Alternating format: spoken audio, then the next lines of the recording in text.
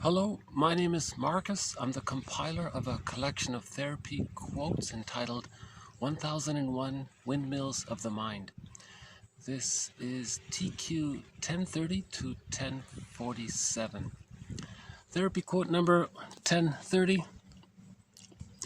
Undeniably, the care of small babies seeks to reproduce the physical conditions within the uterus, and there is no objection to this sensible and biologically sound idea. You know, when I saw that, I thought, really? Do people appreciate this?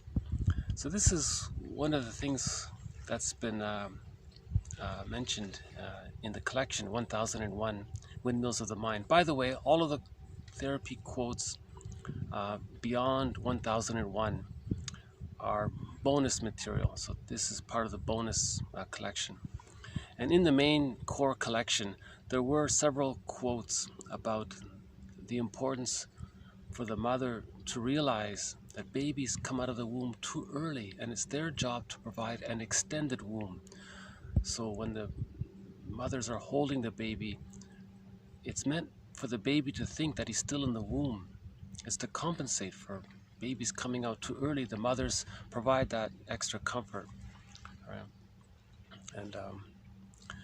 And this quote here says it very as if everybody assumes it to be true, and I'm not sure people do.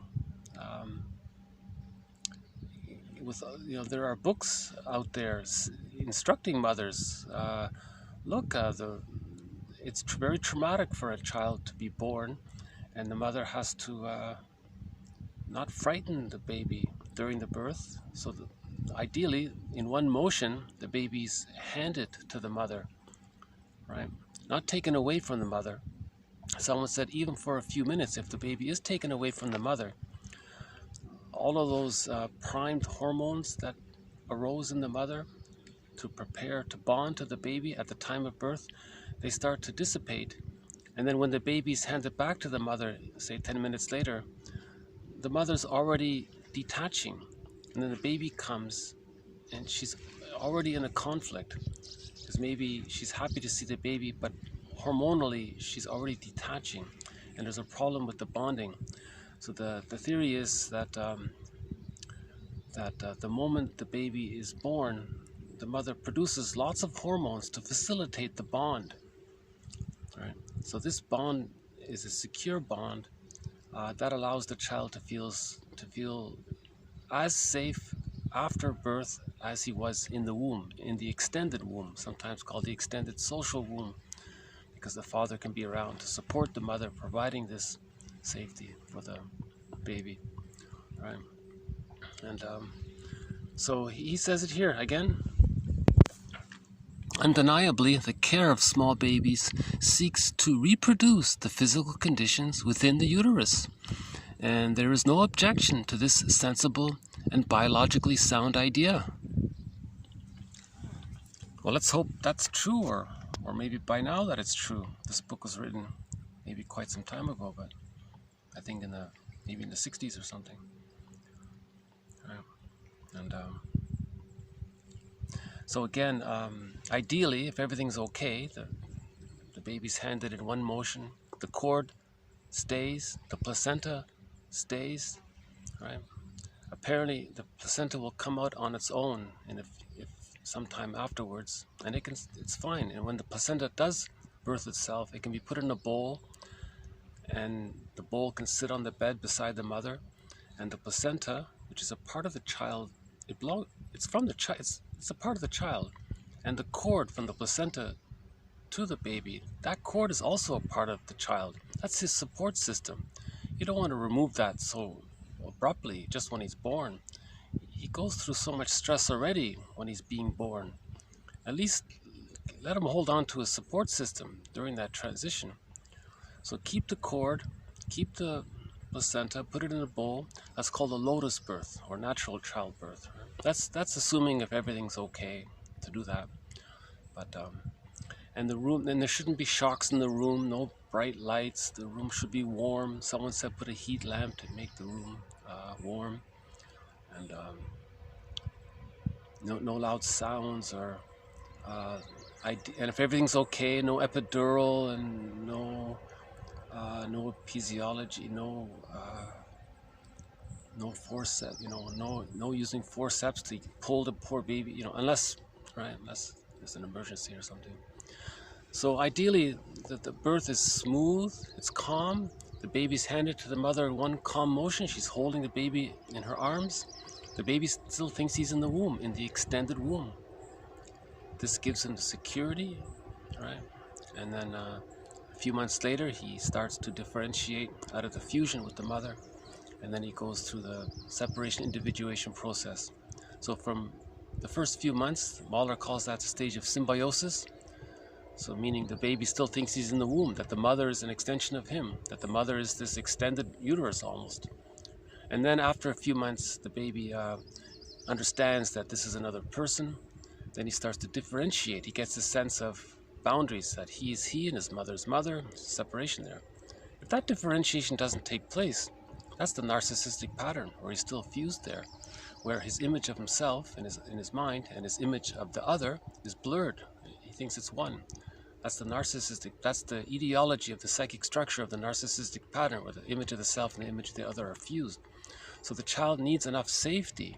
He needs to get his symbiotic needs met in order to differentiate. So that extended womb is needed for the child to feel safe enough to leave the mother. If the child doesn't feel safe enough to leave the mother, he's still psychologically fused there. And that leads to the narcissistic pattern and all of the other insecure attachment styles related to that. So again, another quote supporting the idea that mothers have a huge task there to provide that extended womb. Now the second part of this quote, I just leave it as a question mark because I don't fully know it, but the second part says here, in the mother's lap some months later, the baby is obviously happy when they are fed and cuddled and allowed to sleep. It takes several months for the physical care to change from the biological necessity into psychological pleasure. So he's saying, yes, the baby's happy in the very beginning after birth, when he gets his needs met. That's more of a more biologically based happiness. He's saying it takes a few weeks or maybe months for the child to be happy based on the relationship that he has with the mother. The mother is attuned and mirrors the child and is there and handles the child's anxiety and meets the child's needs. And now the child can feel what he's calling psychological pleasure, which takes place, he says here, after a few months after birth. So I'm not sure what more to say about it, because I include this as a question mark because my first thought was, is this connected to this issue of anhedonia? People never feel pleasure. I don't know much about it. It's not a thread in this series, but when I saw this, I thought maybe there's a link to this. Some people say they've never felt pleasure in their life. They don't know what that means. Maybe they never reached it. They got their biological needs met, but they weren't mirrored, they weren't held, they didn't get their psychological needs. They got so maybe there's some kind of question mark. So maybe we'll have a follow-up to this. But it's the first part that's really the main one, because I think if the mother can provide the first part, she'll naturally provide the second part. So let's focus on the first part. Again, therapy quote number 1030, undeniably, the care of small babies seeks to reproduce the physical conditions within the uterus. Okay, reproduce the physical conditions within the womb. And there is no doubt to this sensible and biologically sound idea. Humans come out too early for some reason. No one's really clear about that. Someone said long ago, humans came out at 12 months. Now babies come out at 9 months. So we have to provide those 3 months. That has to be like a womb, to compensate. Different theories about it. Someone said, humans had to run to survive in the savannah, so they had to walk upright. That changed their physiology, so it narrowed. So I'm not going to go there. I don't think evolutionary psychology is going to be a thread in this series. That's above my reading patience, I guess. I'm just trying to get through the object relations theory, because I like object relations theory. It makes some sense to me. Okay, let's lighten up a little bit. So 1013 comes from a comedian. She won some award for being the best comic in her hometown. And I heard the interview, and she said an interesting thing. She says,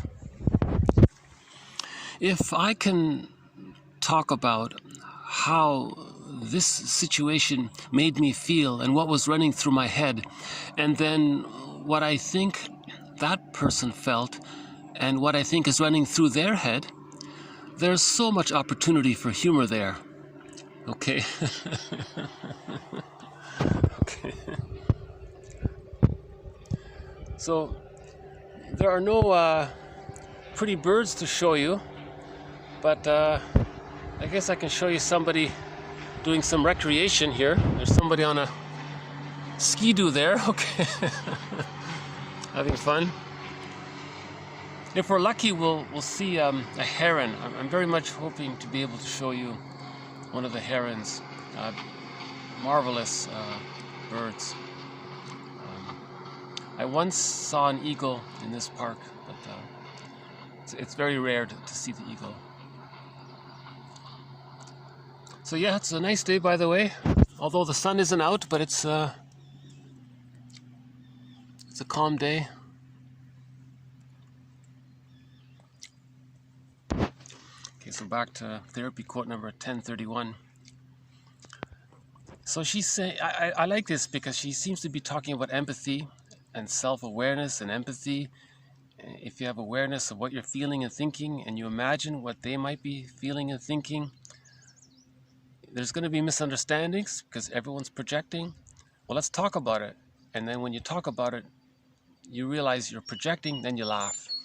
Because when you're projecting, you're under stress. But when you talk about it, you feel safe, then you laugh. So we've had that quote about the benign violation of one theory about humor is called the benign violation theory of humor. The first part of the joke, there's some stress, confusion, you don't know what's going on. Then you get the punchline, you get the answer, then you feel safe. So the first part, there's a benign violation of your expectations, a benign violation of your sense of safety, because you're confused and a little tense there. Then you get the second part of the joke, you get the answer, you get the clarification, the misunderstandings resolved. Okay, and that little contrast produces the response of humor.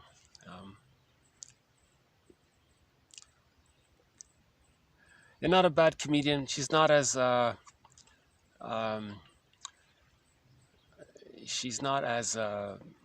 cynical as many other comedians, but she did say that she feels pressure to appeal to that kind of the interest. But anyways, okay, maybe we'll find something funny later on. If I find one of my favorite jokes, one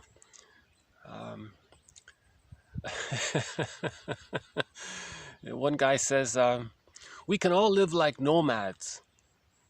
Nomads? What do you mean we can all live like nomads? What are you talking about? Well, we can all live like nomads. I nomad at you and you nomad at me. Oh, ha, ha, ha. Okay.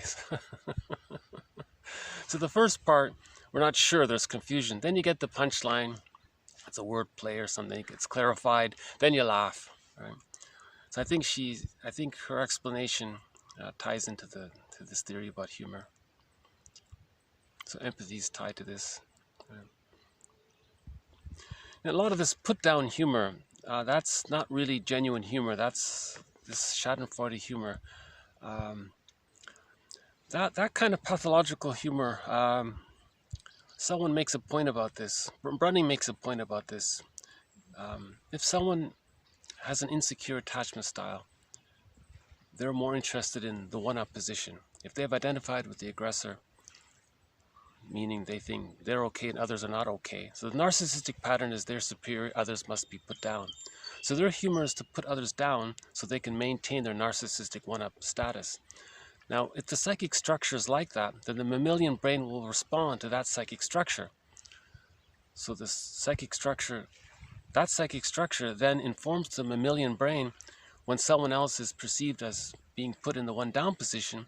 Then the person with that structure then feels safe. The mammalian brain, oh, are we safe? Okay. Then the mammalian brain sends the person serotonin. So serotonin is the I'm safe chemical. I feel good. I feel safe, therefore I feel good.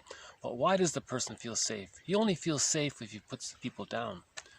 That's a pathological humor, the sarcastic, cynical, put down humor. That's different. Genuine wit humor or literary humor, no one's hurt by it. Both sides are enlightened. Both sides are elevated. Not just one side laughs at the expense of the other. If it is like that, that's the pathological side of humor. And she's saying, a lot of comedies like that, unfortunately. But ideally, Burglar says this point. He says, genuine humor, both people are elevated. Both the speaker and the hearer. It's like reading a good novel or literature. You both feel enlightened. You're both better people for it, right? That kind of thing. Not just one person discharged his frustration by putting the other down, and he feels better, and the other feels hurt by it, and he's got to pretend to laugh, that kind of thing. Okay, yesterday's video talked a little bit about displacement, so we'll just add one more quote about displacement. Okay, TQ 1032.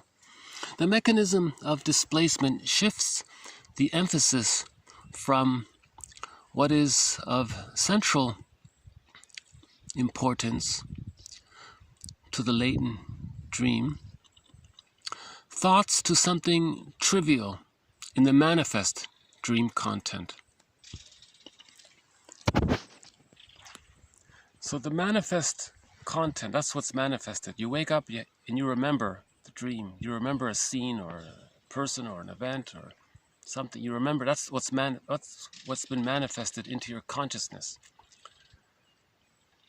But he's saying that very often what happens is this manifest content is just what the underlying, the real issue projects or transfers or displaces into the manifest content. Right? So the person can't feel the true unconscious wish or the true feelings, and it somehow got diluted through the process of transfer or displacement. So the person wakes up and he thinks, okay, this trivial thing, it's not that big a deal in my life. Why did I dream about why did I dream about a mosquito or something? Then you think, well, that's a fairly trivial thing. Then you think, well, okay, well, maybe something more frightening got displaced onto the mosquito or something, because the mosquito maybe was a little annoying. Maybe I was more annoyed. So the more annoyed thing got transferred onto the less annoyed thing. That's the idea of displacement.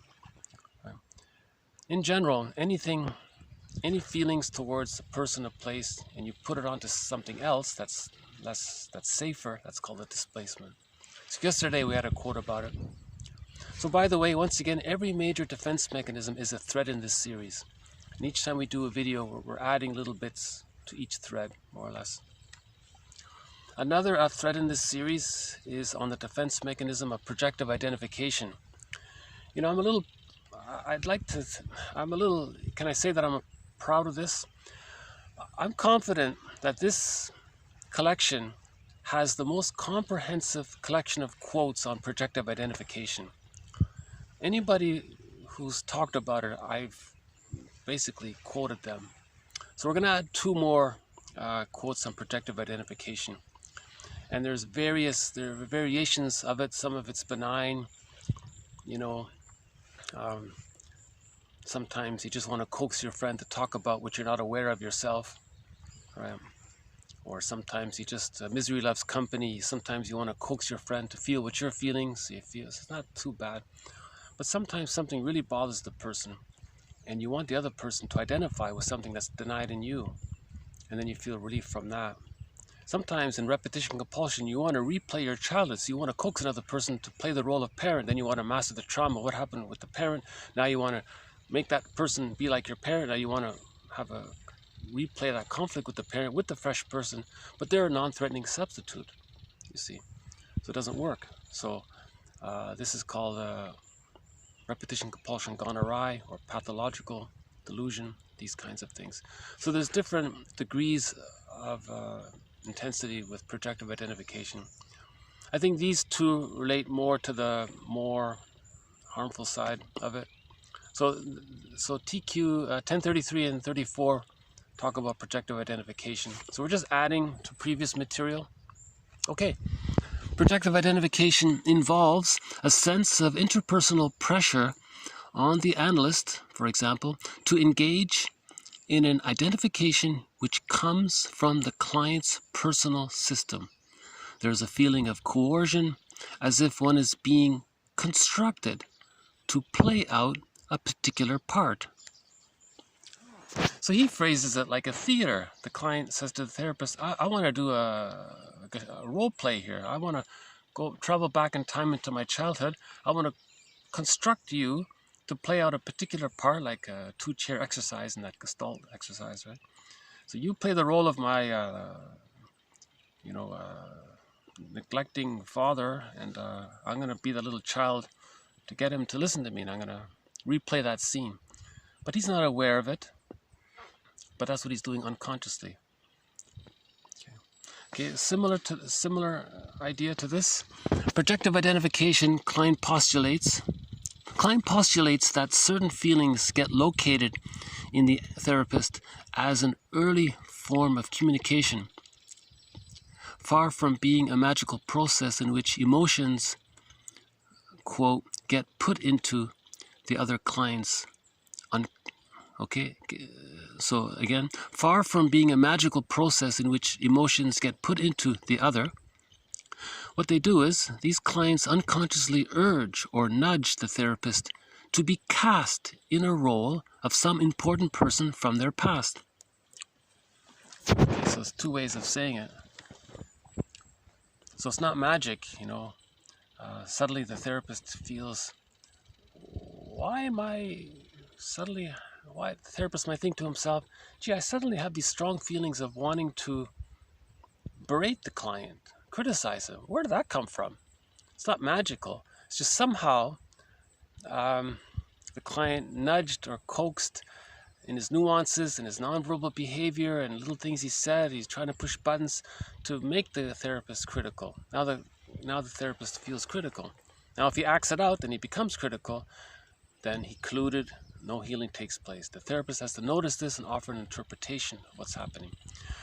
Now this projective identification, as mentioned before, the origin of this, how it got started, so remember the first quote here, during the extended womb period, the symbiosis, the mother provides an extended womb to meet the symbiotic needs. The symbiotic needs are the extended womb. The symbiotic means the baby and the mother are one from the baby's point of view. They're one.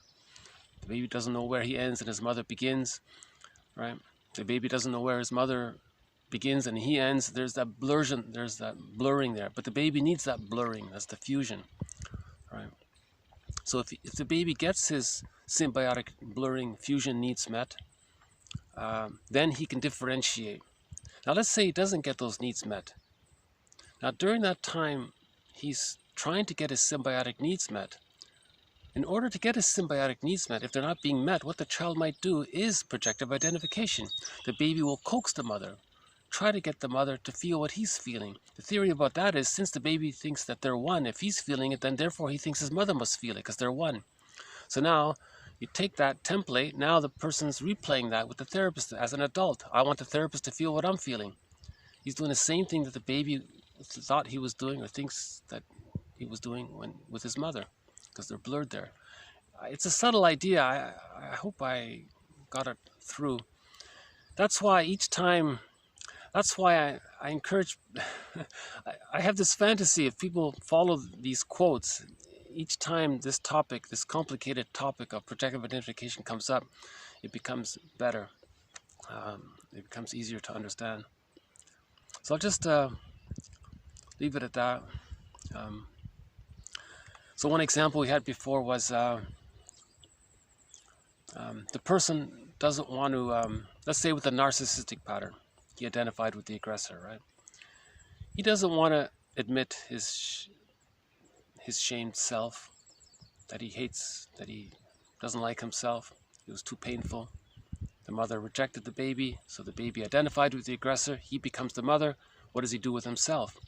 He wants to see others as the devalued, shamed self. Right?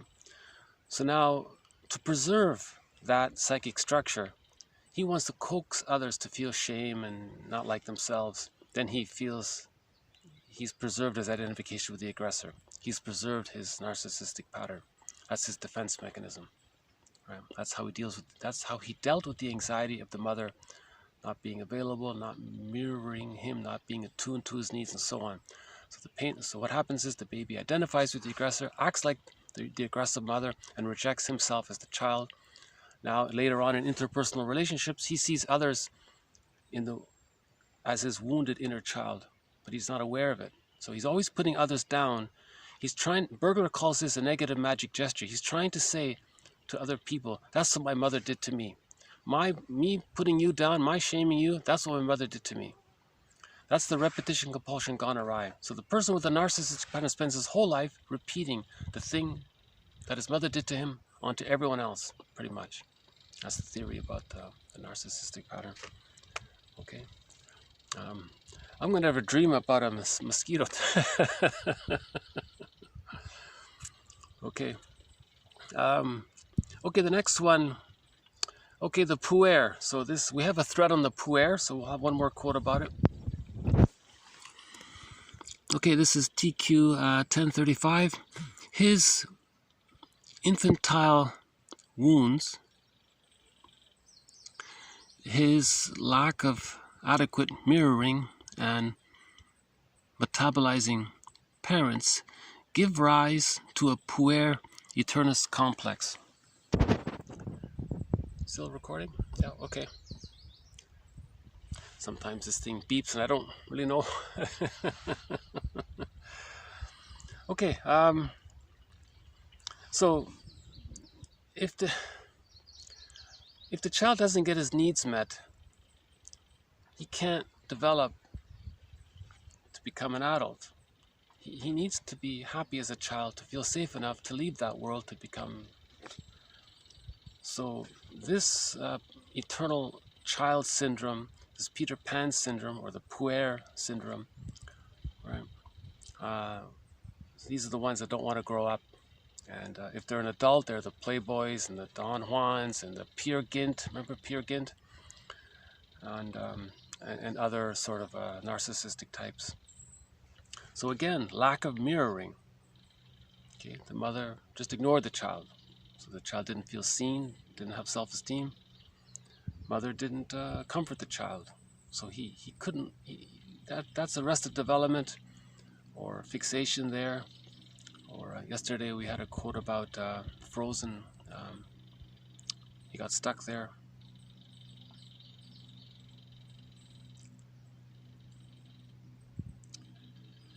Yeah, the best movie. Okay, let's award another. We have another Golden Windmill of the Mind award. If you look on YouTube under animation, Peer Gynt, I think it's Vladimir, or no, Vadim, V-A-D-I-M, I forgot his last name. There is an animated version of Peer Gynt. 1979, I think. Vadim, Peer Gynt animation. It's originally in Russian, but there are English subtitles. That is the best, to my mind. That is the best film production of the Peer Gynt story. Right. So in about a half an hour, you can get a good idea of this story. So so now we have a new award. So a Golden Windmill of the Mind award goes to Best Animation. Okay, describing the psychological phenomena of the puer complex, the mama-boy syndrome, and or the boy who can't grow up. Right? So that's our fourth award given. The first was for the movie Bob and His Enlarged Amygdala for Best Comedy Film. Okay, now we have another film award for Peer Gynt, the one by the 1979 animation by Vadim. Sorry, I forgot the last name, but you can find it with English subtitles. We've got a Golden Windmill of the Mind award for Karen Horney's book, Our Inner Conflicts, mentioned yesterday. And another Golden Windmill of the Mind award for the book The Cry for Myth by Rollo May, and a fifth one for Robert Bly's audio collection on owning our shadow, he calls it, and the men's work, the mythopoetic movement. So all of the audios that Robert Bly gave to men in the audience, and all of his audios in studio or in workshops regarding his book Iron John and Sibling Society, that whole body of audio, so there's another Golden Windmill of the Mind. So we've got five Golden Windmills of the Mind awards out. So we've added one more today here. There'll be more. There'll be more. Okay, let's move on here. Okay, 1036, internalization. Is it normal or is it traumatic? Traumatic internalization involves a sense of enthrallment rather than the freedom which is found in the playful origins of normal internalization. In the former, the state of self is diminished or almost lost. So I include this because we don't seem to have a term. Nobody's offered a term to describe healthy internalizations. If the baby has a loving mother and the baby can internalize his experiences with his mother and has an image of her as what's called the internalized good object or the internalized holding object, right? That's a normal occurrence. Now what happens when the child has to internalize a traumatizing mother? So he's offering the term, I'll just simply call it the traumatic internalization. So there's a lot of fear there, a lot of anxiety. Let's see, do we have a bird here? Hold on, I hear something. No? Okay. I'm still hoping we'll get the heron or one of the eagles or something. Okay, so it's just some new jargon here. Lucy Holmes, 1037. Quote, one client says, I didn't want to turn into my mother, and the only way not to turn into my mother was not to be a mother. Unquote. Women who were able to forgive and accept their mothers seemed more readily to accept the mothering role themselves. She was talking about an interesting case about a woman refused to have children because she thought the act of doing so would make her act just like her mother, and she didn't want to be her mother. But she thought by having a child she's going to be just like her mother, and she didn't want to be just like her mother, so she said, I'm not going to have children to avoid that. So finally she forgave her mother. Okay, now she can accept the mothering role. Whereas before, the mothering role meant being her, like how her mother was. She didn't want to be, she didn't want to relive all that. Interesting quote. So you forgive the mother, then you can be a good mother. That's how we heal intergenerational trauma. If she's unconscious about this, and she has a child, and just does to her child what the mother did to her, that's intergenerational trauma. So the main thread in this series on intergenerational trauma is that the insecure attachment style is passed down. The mother doesn't offer her child a secure attachment style. That child grows up, didn't get it, doesn't have it to give to her child, and so on and so forth. So somebody has to pause, forgive the parent, and then when they have a child, they can offer that secure attachment style. That's how we heal intergenerational trauma. That's one of the threads here. Okay, yesterday we had a new jargon term about ego functions, or ego. If there's the ego has various functions. The ego makes you use defense mechanisms to deal with anxiety. The ego helps you to understand what things are realistically. The ego helps you to notice if you're projecting or if you're seeing something honestly. Or are you deluding yourself? Are you using a rationalization? The ego helps you to notice your defense mechanism. The ego has a synthesizing quality. The ego allows you to re-own and integrate your disowned traits back into yourself. Okay, so the ego has various functions. The ego allows you to have warm and trusting, loving relationships. If a person doesn't have friendly, warm relationships, there's an ego impairment, because you need a good ego to have a trusting relationship, right? So this follows up on it about ego vulnerabilities or ego impairment. Okay, ego vulnerabilities. The comfort foods are used by those who use food for emotional rather than physical reasons, syntonically, to either augment or bolster certain modes and styles of adaptation, or to compensate for certain ego deficiencies. The comfort foods are used to induce ego states reminiscent of a similar state in earlier developmental phases along the lines proposed by Mahler. So this is a follow-up to a possible thread in this series regarding somebody's theory that when someone uses comfort food, they are, what do you call it, augmenting or bolstering the child's original magical thinking of being so important. Now remember, babies come out of the womb, they think they're little gods. They think it's all about them. When they're in the womb, they have a need, it gets met. After the womb, they have a need, the mother meets the need. So that's, the child thinks, geez, if I have a need, it just gets met. Now if there's a trauma there and he gets frozen there, later on he may use comfort food to restore that magical thinking. Bergler calls it infantile megalomania. So he takes a cookie and he's now the magic, His Majesty the baby. He's so important again. So emotional eating, the theory is, preserves the infantile megalomania. It takes one back to the babyhood time when the baby needed soothing, the baby needed to be seen, the baby needed to be comforted, right? Because the comfort food's filled with sugar and salt and fat. It has that chemical reaction, it soothes us. So it mimics what, it sort of synthetically mimics what the mother would normally do. So the child thinks, psychologically is tricked. He thinks, well, just like when I was a baby, I was soothed by the mother. Well, this food is going to do that for me. That's the theory about that. So this means that the ego function of self-regulation is impaired.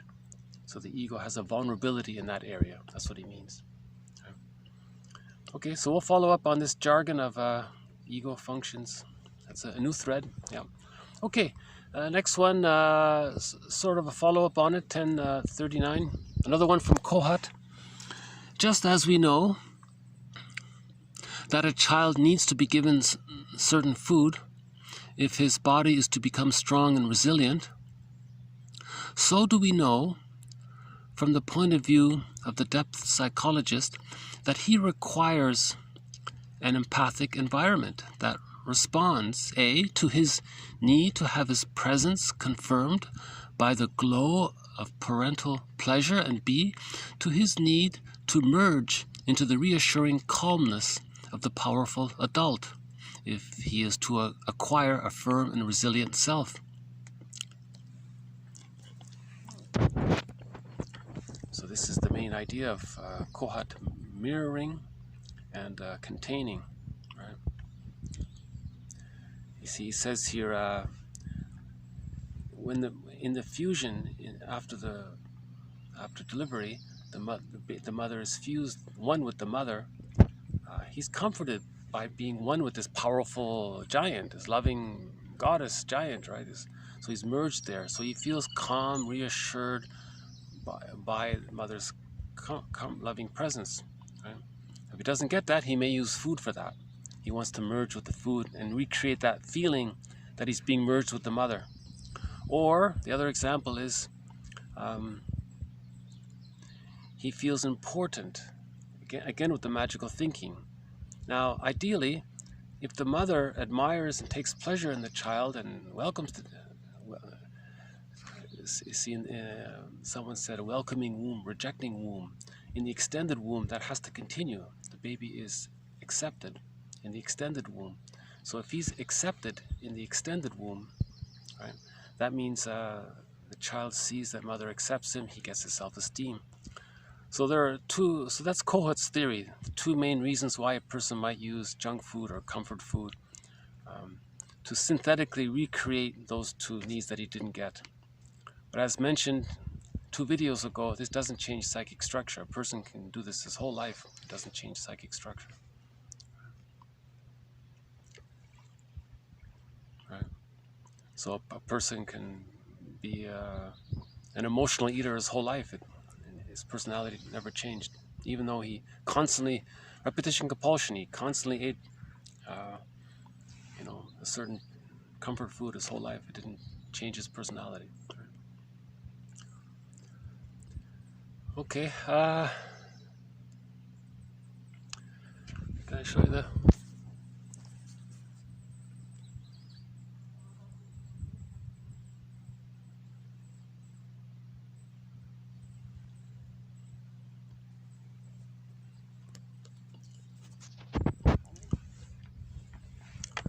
So I'm gonna see if I can use the view here to calm myself down, so I can present these quotes more calmly. Okay. I'm confident that if somebody follows these different little nuggets, these little gems, little pearls on a thread, it's worthwhile. They're very worthwhile. Some things are like seeds, some of these quotes, you put them aside and later on they connect to a later quote, a year later. Oh, yeah, okay. The links are made later on. So it's good to keep with these quotes. I think it's a good exercise. One thought is somebody can just click through the videos. All the quotes are posted there. You can print them out, retype them, or handwrite them out, or do something with them. You have to sort of do something with the quotes. You have to maybe reorganize them, or write them out, or talk about them, or form a book club, form a Windmills of the Mind quotes club, sit in a circle and talk about TQ 1040, talk about Kohut's quote here. Okay, speaking of TQ 1040, the first life force cathexis is of the merged mother self. A healthy self-love begins within the mother-infant dyad. This is the base for the achievement of psychological birth. Okay? This psychological birth rests on this early symbiosis. That's an important point here, right? See, we mentioned earlier with the hostile provocative attachment style, if they didn't get their symbiotic needs met, that's why they're this crazy making thing, right? They want to make others upset and they want to provoke others and create arguments. They're trying to somehow recreate the symbiosis with somebody that they didn't get with their mother, because the baby needs the symbiosis to leave the mother. Huge point again. The first life force cathexis. Okay, so Fairbairn's main quote is, life force is object seeking. The child has a life force, vitality, prana, chi, energy, Elan Vital, is it? He has this life force, this life, vital living force. He has this life force. It's to bond. Life force is object seeking. The baby wants to bond to the mother. Okay, so the first life force's object-seeking bond is this merging with the baby and the mother, this merged mother-self unit. Now this healthy self-love begins within the mother-infant dyad, right? Now this is the base for the achievement of the psychological birth. So the achievement of the psychological birth rests, it's like a foundation of a house. You need a foundation. This is the foundation. The hostile symbiotic, the hostile provocative insecure attachment style, they didn't get that base. That's why they're so hostile and provocative. They're trying to get that base, but it can't be done. It's a pathological delusion to think that someone can be their mother and travel back in a time machine to correct what happened X decades ago. It can't be done.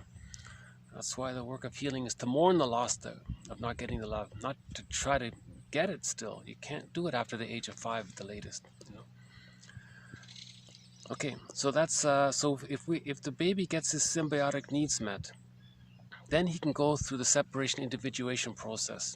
So first there's symbiosis, then there's differentiation. Remember, differentiation is the hatching out of the symbiotic egg. That dyad, that fusion between the mother and the baby, that's like a psychological, psychic egg in the mind of the child with the mother. And then it begins to hatch out. It's a gradual hatching out process. It begins at around 6 or 7 months, they say. No, it begins around 3 to 4 months, and it goes on afterwards. Or it can begin around 6 or 7 months, somewhere in that stage. Okay, now the mother needs to be healthy for all this. A healthy mother who can, allow the baby to have this symbiosis, to be okay with it, okay?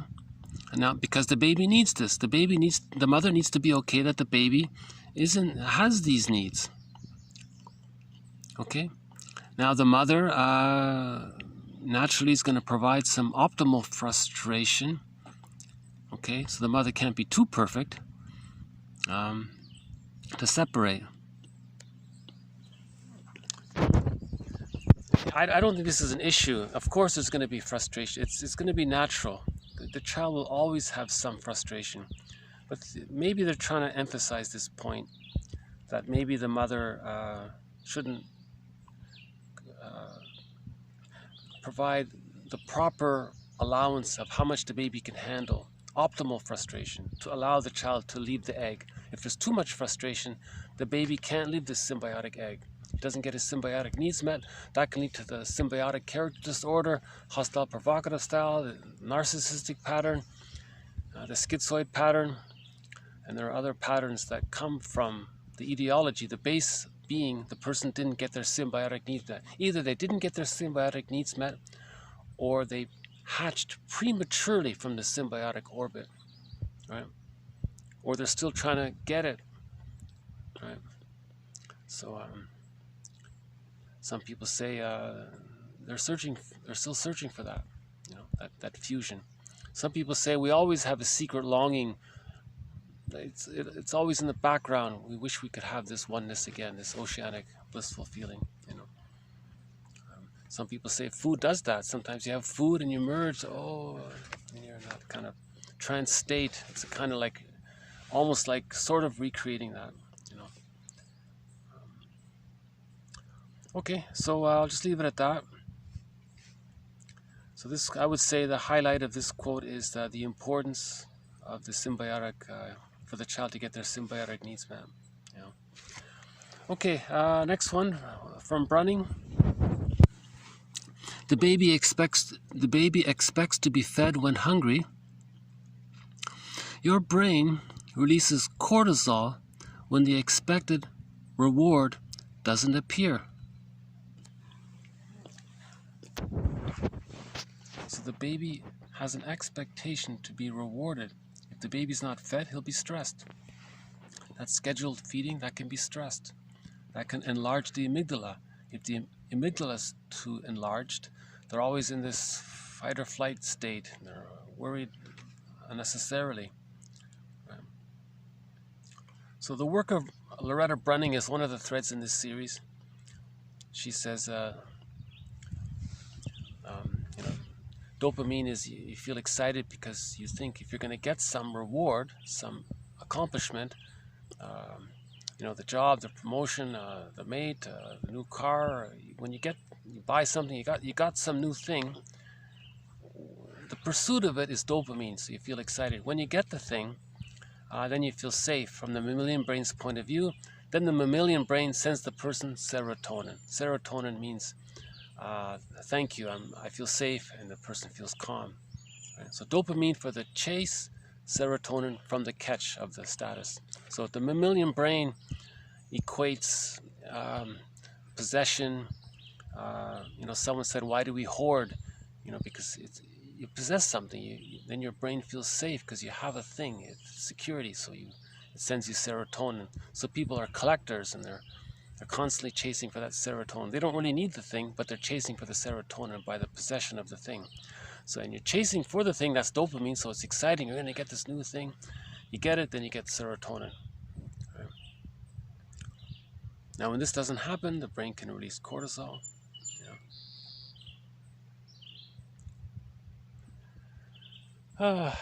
Okay, another look at the water here. Hold on.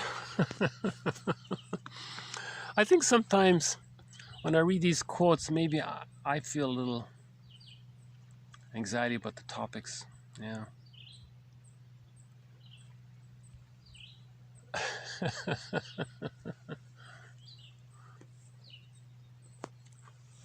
No blue jay, no blue heron. Oh, that'd be great to see the blue heron. Wow.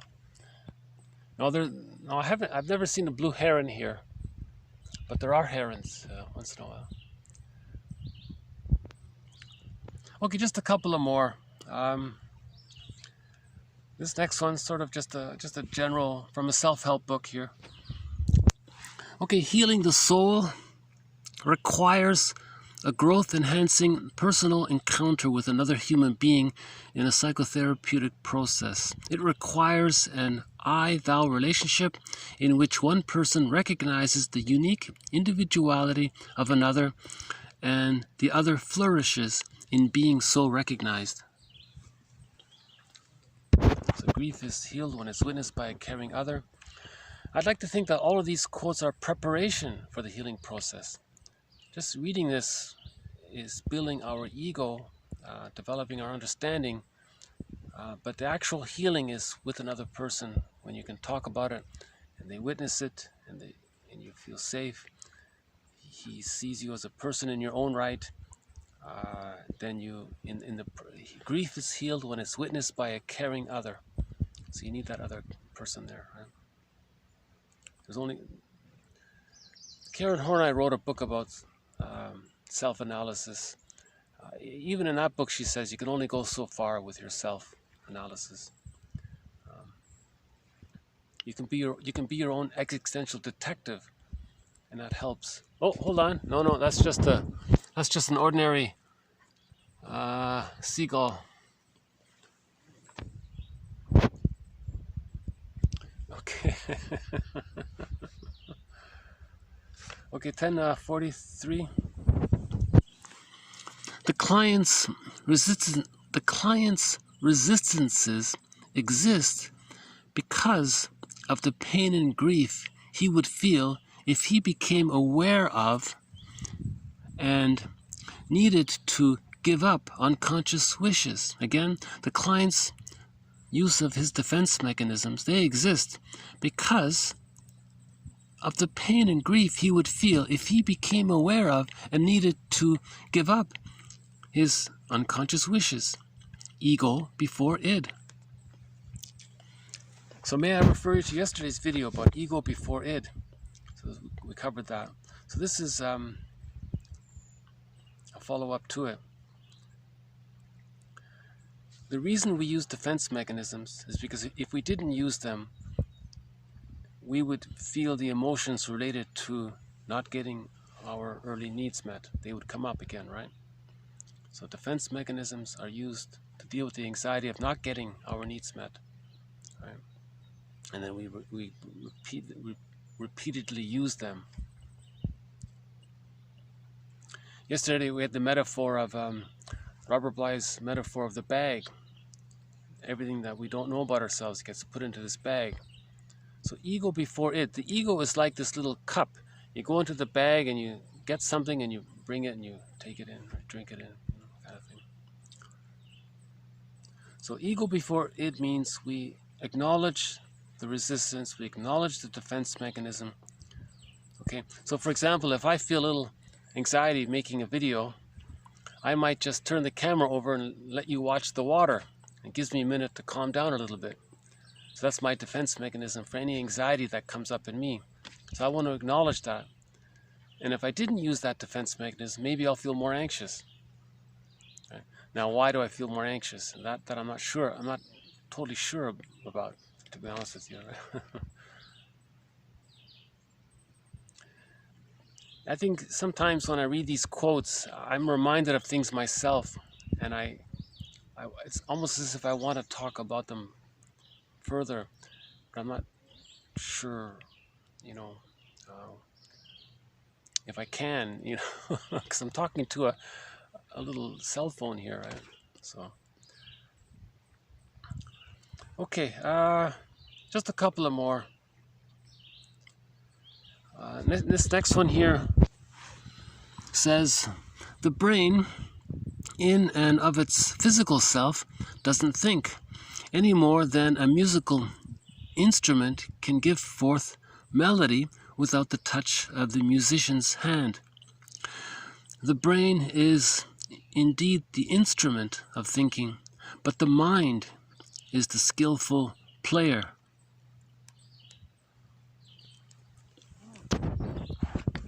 Just a little metaphor there. I'll just leave that as a question mark. Yeah. Okay, the next one there. Okay, the relationship between the narcissistic personality and his lackey and his follower is the same as that between the hypnotist and his object. A remobilization of the archaic relationship between the little child and his parents, whom he believes to be omnipotent. Sometimes you'll see that with the narcissistic pattern. They'll use a lot of fancy vocabulary. They're very articulate. Their grammar is perfect. They'll make long, articulate sentences. And you're kind of, oh, wow, you're impressed by it. That person with the narcissistic pattern might be trying to hypnotize the listener to recreate, to have a follower. Now, the follower meets his narcissistic needs to allow him to maintain the one-up position. So that the template for this is the baby and the mother. The mother was in the one-up position. So he wants to play the mother role, wants someone else to play the child role. Right? And his example here is he's being like a hypnotist. I'm reminded of some of these books that I skim and scan. Some of these authors, they're like that. They want to hypnotize you with their elegant, long, paragraph-long sentences. They want to sound so. They want to impress you with their articulation.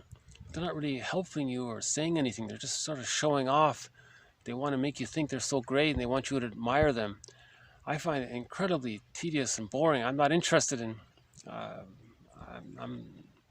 don't need that. So I have a lot of these psychology books. I just brush aside because I think a lot of the authors are looking for followers, and they're not really helping,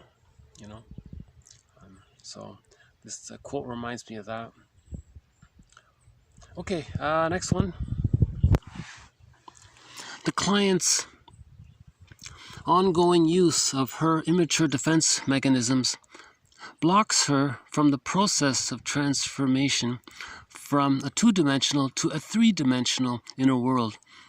And this is what seems to be accounting for, in large part, her burnout and her midlife crisis. Okay, she was saying that her client got into a midlife crisis, burned out, had a nervous breakdown, because she refused to let go of two-dimensional thinking. Okay, that narcissistic thinking is two-dimensional, right? Now, when she lets go of the two-dimensional and goes into the three-dimensional, gets the cup and scoops from the bag and that's three-dimensional, what's in the bag behind us, then she finds energy there and she starts to heal. So the goal is to move from two-dimensional thinking, the Don Juan thinking, the ambition thing, to the three-dimensional one. Someone said, I doubt, therefore I am. So you doubt, like, so, oh, what's going on? So you're questioning, you're curious. Okay, so you want to move from two-dimensional to three-dimensional. Yesterday there was a quote about how the three-dimensional world resembles this unconscious underworld. So I thought I'd end on this. The last one here. If I cannot bend the heavens, I shall move the underworld. Okay, so I shall look into the bag and try to heal my internal object relations. So Klein says when we heal the internal object relations world, we heal our interpersonal external world. So we have to look into this metaphorical unconscious underworld, he calls it here. Okay, I guess I'll just leave it here. So I'll just play our theme song to this series is Windmills of the Mind, sung by Katja Epstein.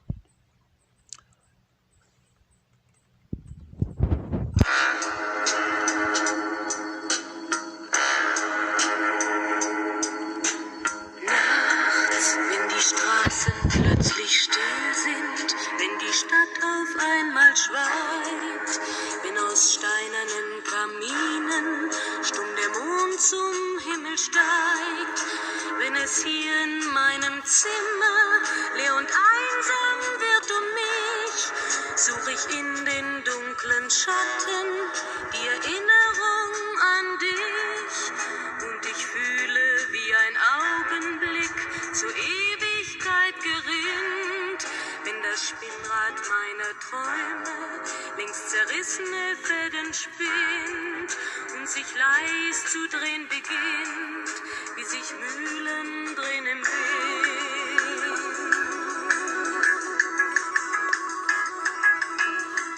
Und es kreisen die Gedanken ohne Anfang, ohne Ziel, wie die schnellen Wellenringe, wenn ein Stein ins Wasser fiel, wie ein Kreisel, den Okay, so thank you very much. This has been bonus quotes TQ 1030 to 1047.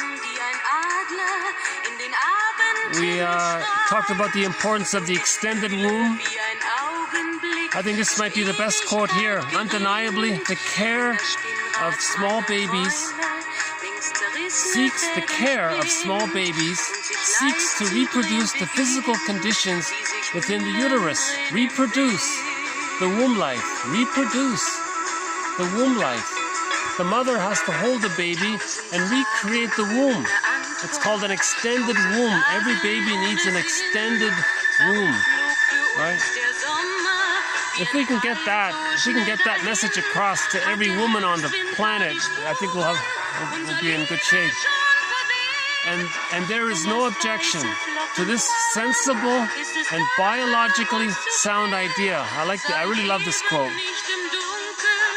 Okay, we had a quote from a comedian here. One about displacement, a little more on projective identification. Okay, something from Kohat, a follow-up to the Peter Pan syndrome, and about the mother, the woman who forgave her mother and not allowed her to be a healthy mother, right? Some jargon about the ego function to soothe ourselves. If we heal our ego, we don't need to use comfort food anymore if we heal the ego, right? And the Kohat helps to explain this concept. The mother sees the child feels confident. The mother comforts the child feels safe, right? That develops the child's ego to provide those two functions for himself. If he doesn't get that, he uses some kind of synthetic reproduction using food and the chemistry of food, right? And again, about the symbiosis being the foundation of the house, or the foundation for the psychological birth. Grief is healed when it's witnessed by a caring other, so we need that caring presence. And we had a follow-up to the quote, ego before id. So when we give an interpretation, we acknowledge the defense mechanism first, and then we can talk about the content underneath the defense mechanism. But first acknowledge the defense mechanism. The metaphor for that is, if you're gonna, in a fairy tale, you might have a cup, and the cup drinks the sacred water from the spring, and the hero can drink the water. He needs the cup. The cup is the ego. It holds the... Remember, water in a fairy tale or myth means the unconscious. So he goes to a spring and he drinks from the spring, but he needs the cup. You need the ego before id. You need the cup for the water. You don't just... Right? Okay, what about the brain and the mind? Just a little reminder about the narcissistic pattern, how they use people. They want other people to be what they call self-objects. There isn't a warm, caring relationship. Unconsciously, they have contempt for their followers. Sad to say. Because they've identified with the aggressor. Right? From the baby's point of view, if the mother... From the baby's point of view, if he isn't getting his needs met, he feels shamed and contempt for himself. Child can't do that, so he identifies with the aggressor, the mother, and then does that to others. So if he has others around him, they're just utilitarian kind of thing. It's a sad... That's why a lot of women say they end up leaving their husbands, because they finally realize the husband is just using them. You know. Oh, hold on. Got some crows here.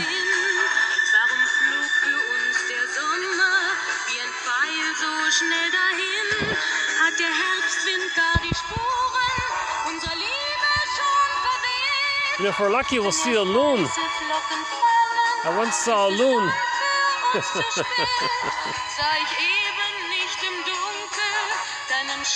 I think we saw a baby loon fly by earlier. I'm not sure. Okay, again, the idea of moving from two-dimensional consciousness to three-dimensional consciousness. When we own our projections, that's four-dimensional consciousness.